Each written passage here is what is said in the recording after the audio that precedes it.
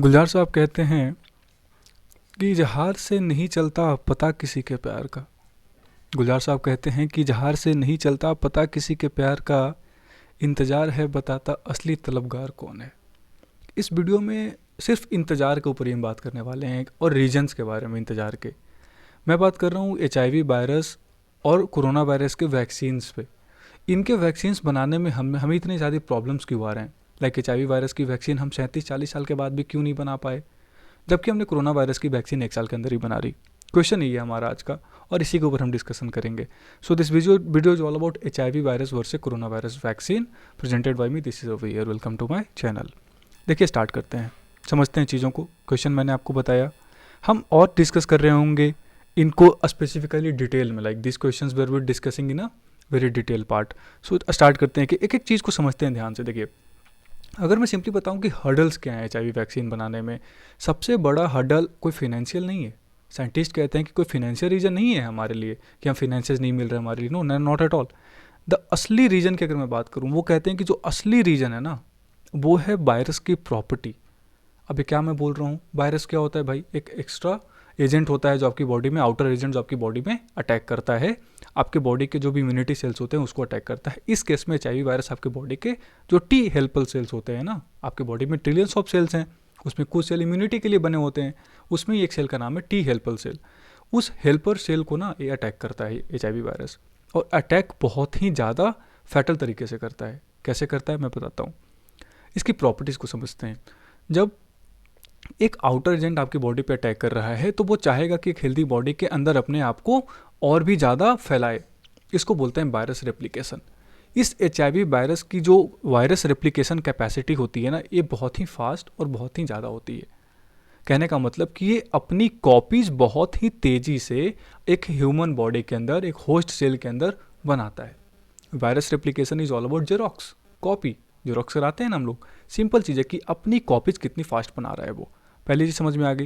ये कहते हैं कि एक वायरस जब ऐसा बना रहा होता है तो वैक्सीन क्या करता है? वैक्सीन उसकी वायरस रेप्लिकेशन कैपेसिटी को डिस्ट्रॉय करता है, रोकता है कि नहीं, तुम इतनी तेज़ी से नहीं बनाओगे, मेरी वैक्सीन की पावर इतनी है कि मैं तुम्हें रोक दूंगा। HIV वैक्सीन की जितनी ट्रायल्स आज तक हुई हैं उनमें पता चला है कि कई सारे ट्रायल्स में ये देखा गया कि HIV वायरस की जो रेप्लिकेशन कैपेसिटी है, वैक्सीन उसके खिलाफ काम नहीं कर पाते। मतलब उसकी रेप्लिकेशन कैपेसिटी को वो रोक नहीं पाते। पहली चीज़ समझ में आ गई। सेकंड चीज़ समझते हैं, म्यूटेशन। म्यूटेशन क्या होता है? जब एक वायरस अपनी कॉपीज़ बना रहा होता है एक बॉडी के अंदर, एक होस्ट सेल के अंदर, तो वो क्या करता है कि जब ऐसा बनाते वक्त किसी भी एक पर्टिकुलर कॉपी में थोड़ा सा चेंज आ जाता है। That is what the mutation. कहने का मतलब कि अगर एक वायरस का स्ट्रक्चर मैंने 1 1 1 1 5 टाइम्स लिखे, तो जब वो अपनी कॉपीज़ बना रहा होता है तो बिकॉज ऑफ सर्टेन थिंग्स अपने बॉडीज़ में वो एक की जगह पे एक 0 हो जाता है, थोड़ा सा चेंज हो गया। इसको बोलते हैं एक नए तरीके का म्यूटेशन हो गया। कहने का मतलब उसने अपने ही अंदर चेंज लेके आ गया वो वायरस। जब थोड़ा सा चेंज होता है तो उसको हम लोग बोलते हैं वेरिएंट। लेकिन एक 0 की जगह 3 जगह 0 हो जाए तो उसको हम लोग बोलेंगे स्ट्रेन। कहने का मतलब कि एक वायरस ने अपने ही अंदर कई तरीके के चेंजेस लेके आ गए, यानी कि एक वायरस का नया, एक बिल्कुल नया फॉर्म हमें देखने को मिला। That is what the strain. जैसे कि हम लोग कोरोना वायरस में देख रहे हैं यूके वेरिएंट, यूके कई सारे साउथ अफ्रीकन वेरिएंट कहते हैं, ब्राज़ीलियन वेरिएंट। ये कम चेंजेस हो रहे हैं। जिसमें ज़्यादा चेंजेस हो जाएंगे कोरोना वायरस के अंदर तो उसको हम लोग बोलेंगे कि नया स्ट्रेन आ गया। और स्ट्रेन आ गया तो कहने का मतलब बहुत ज़्यादा फैटल हो जाएगा, फिर इसके चीज़ें अलग हो जाएंगी, हमें इसके ऊपर अलग से एंटीबॉडी बनाना पड़ेगा, क्योंकि उसको अलग से डील करना पड़ेगा ना हमें। ये होगी दूसरी चीज़। प्रॉब्लम क्या होता है कि जब वायरस, HIV वायरस अपना इस तरीके का चेंजेस ला रहा होता है अपनी बॉडी में, तो प्रॉब्लम क्या होता है कि एक इंसान के अंदर ही इतने ज़्यादा म्यूटेशंस वो कर देता है। कहने का मतलब कि एक होस्ट सेल के अंदर ही वो इतने सारे चेंजेस लेके आ जाता है कि उसके हिसाब से हमारी बॉडी में जो एंटीबॉडी जनरेट होती हैं वो हर वेरिएंट या हर स्ट्रेन के साथ डील नहीं कर पाते। समझ में आ गया? इसको ईजिली समझते हैं। इस तरीके से मैं आपको समझाता हूँ। इन्फ्लुएंजा वायरस है, आप सबको पता हो कि इन्फ्लुएंजा वायरस सीजनल होता है। अगर आपको हो रहा है तो आपको वैक्सीन लेना पड़ेगा, आप ठीक हो जाओगे। एक सीजन में पूरी दुनिया में लगभग जितने चेंजेस नहीं आते हैं ना इन्फ्लुएंजा वायरस के अंदर, एक इन्फ्लुएंजा वायरस के अंदर जितनी चेंजेस पूरी दुनिया में एक सीजन में नहीं आता, HIV वायरस एक इंसान के अंदर उससे ज़्यादा changes, thousands of changes, thousands of mutated वो अपना वायरस बनाता है, अपनी तरीके की कॉपी बनाता है, नए नए वेरिएंट्स बना देता है। अब आप सोचो, एक बॉडी सेल के अंदर एंटीबॉडी जनरेट हो रहा है, क्या एंटीबॉडी इतने फास्ट से अलग अलग वेरिएंट्स के लिए जनरेट होंगे? Answer is no. अच्छा, मुझे जैसे ही पहली बार HIV वायरस किसी से होस्ट बॉडी का हुआ, मेरे अंदर का एंटीबॉडी क्या करेगा? अरे यार, ये इसको रोकना है। आपने उसके लिए एंटीबॉडी जनरेट करना स्टार्ट किया, कुछ ही मिनट में उसका नया स्ट्रेन बन गया। फिर उसको बनाओ, फिर उसी तरीके से नए नए स्ट्रेन्स और अलग ही फैटल होते चला जाता है। This is what the HIV virus, और इसका सबसे बड़ा पार्ट है ये। ठीक है। तीसरा reason, ability to shield itself from antibodies. जैसे मैंने आपको बताया कि एंटीबॉडीज को इतने अच्छे से रेसिस्ट कर लेता है ना, और इतने अच्छे तरीके से रिकॉग्नाइज कर लेता है कि इसके जो भी स्ट्रक्चर होता है वो भी अपने आप को काफ़ी हद तक छिपा लेता है। और वो उसी एंटीबॉडी से अगर छिप गया तो आप एंटीबॉडी जनरेट करने का कोई फायदा नहीं है, और वो एंटीबॉडी समय के साथ खत्म हो जाते हैं और वो वेरिएंट अपने आप को बचा लिया। समझ में आ गया?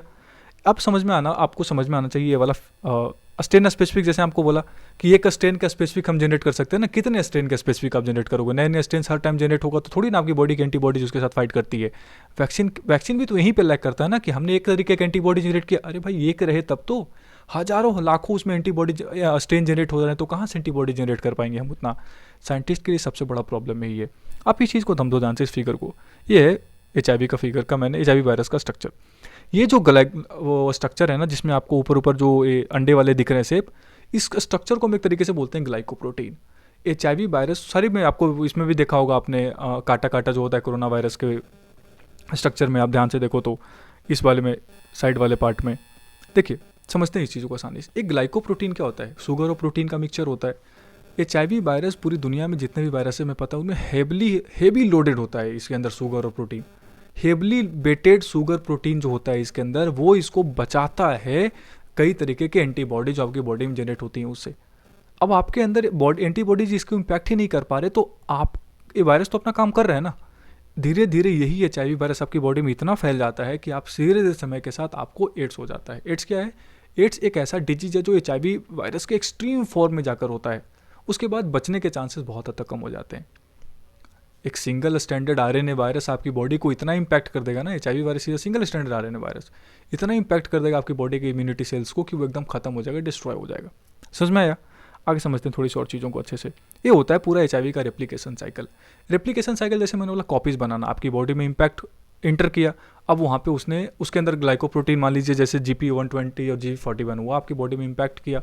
अब वो अपने अंदर रिवर्स ट्रांसक्रिप्टेज और एंडोसाइटोसिस की मदद से इस तरीके के चेंजेस लेके आता है एक होस्ट सेल के अंदर कि वो single standard RNA virus at the end of the day आपकी बॉडी में जो डबल स्टैंडर्ड DNA होता है उसको काफ़ी हद तक इम्पैक्ट करता है, और एट द एंड एक होस्ट सेल को लिटरली डैमेज कर देता है।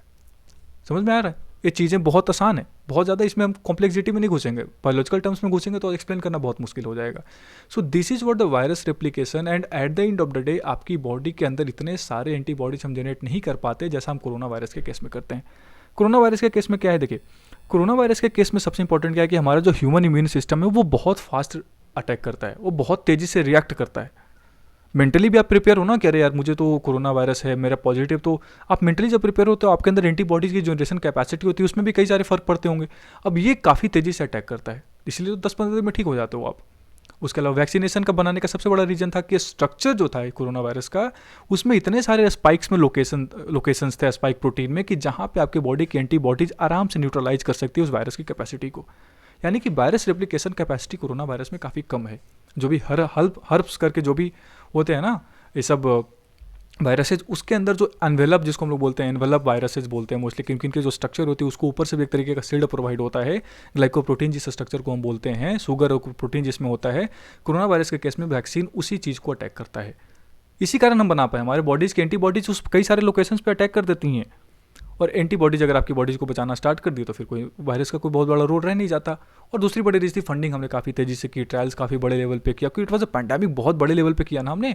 और 1980 और 2021 के टाइम्स में अंतर भी तो है काफ़ी। इकॉनमी हम इतनी तेज़ी से मतलब इंटीग्रेट कर चुके हैं, ग्लोबलाइजेशन इतना ज़्यादा हो गया है कि हमें इसकी वैक्सीन के ऊपर काफ़ी तेज़ी से बढ़ना ही पड़ा, और ग्लोबल नेसेसिटी थी। समझ में आ गया? इन शॉर्ट मैंने आपको ट्राई किया कि जो भी इंपॉर्टेंट प्रॉपर्टीज़ थे वायरस वैक्सीन ना बनने के, चाहिए वायरस के और कोरोना वायरस के बनने के, मैंने आपको इन शॉर्ट बताने का ट्राई किया। So this was all about the video. Subscribe my new channel motivation monsoon जिंदगी एक हो, जहाँ पे आपको कुछ इंपॉर्टेंट लाइन्स मिलेंगे जो आपको अच्छा लगेगा सुन के। And follow me on ravichandra.jeva@gmail.com on the Facebook. Thank you, keep watching.